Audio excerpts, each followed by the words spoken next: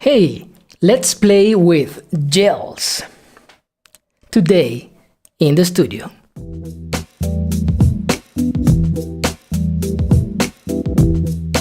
Hello everyone, my name is Alex Silva and you're watching Alex Silva Photography. Today let's talk about gels, or flash gels to speak more correctly. And what are these? Well, these are in essence flexible pieces of plastic, of actually heat resistant plastic, it's very important, that may come in different colors. I actually got this set from Newer. Full disclosure, I bought it with my own money. Nobody's paying me to do some sort of review or anything. And it comes with 30 different pieces of gels. And they can be used for many different things. The one thing that I've seen most commonly is to make corrections for color temperature. Let's say you're shooting in sunset. However, the flash is usually, flashes are usually calibrated to provide light that is closer to daylight. So your image will look slightly off, because if your background is kind of orange, warm colored, and if you light your subject with a flash, your subject may look a bit cold or cool colored. And it actually happened to me in a previous shoot that I did during the sunset, and I should have corrected, but I didn't have this set back then. Now, how does this particular set of gels work? Well, it's super simple. This set comes with 3 of these.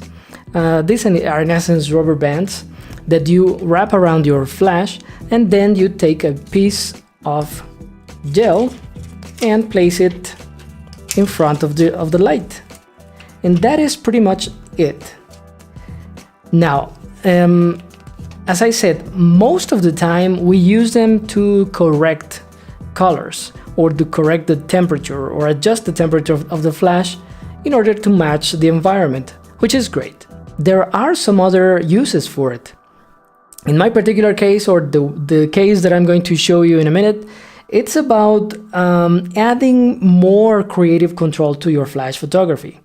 For example, in the following shoot, or the following image, you can see that the background color in the shoot with Frida was white. However, by placing a red piece of gel in front of the flash and pointing it towards the background, I was able to change the background to a more pink-orange look. And depending on the color that you place on your flash, you're going to change the background color to whatever you need. But you can also add some lights in the environment, lighting some of the background but also some of your subject, in order to obtain images more or less like this, in which part of the image was shot with a red colored gel, while the other side of the image was shot with a blue colored gel. So you get a different kind of look. Of course, in previous examples, I was lighting mostly the background, some of the subject. What if you want to actually light the subject with a different color? Yes, of course, you can do it. And for this particular image that I'm going to show you, I used the flash diffused, first through an umbrella, but then through an octabox. So in essence, you will have the same result, just diffused.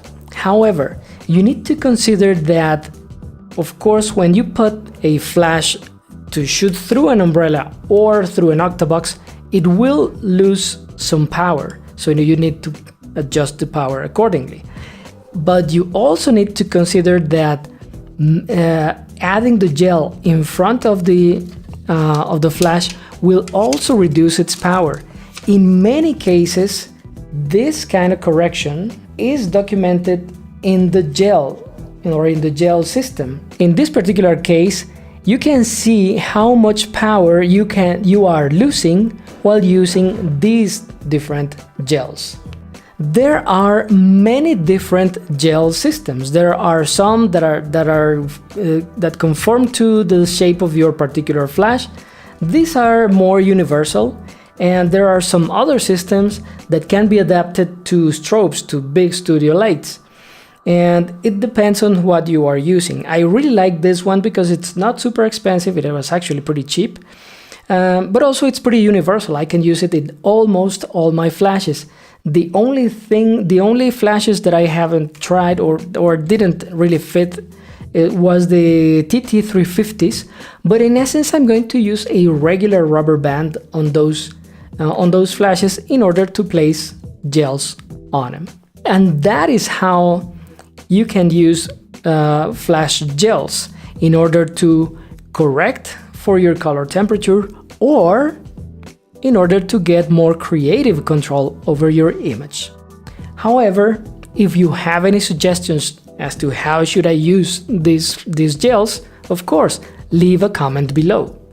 I really hope you found this video interesting, informative, but also entertaining. If that is the case, please press the like button. You can also subscribe to the channel. But most of all, please remember to keep learning and keep shooting. See you in the next video.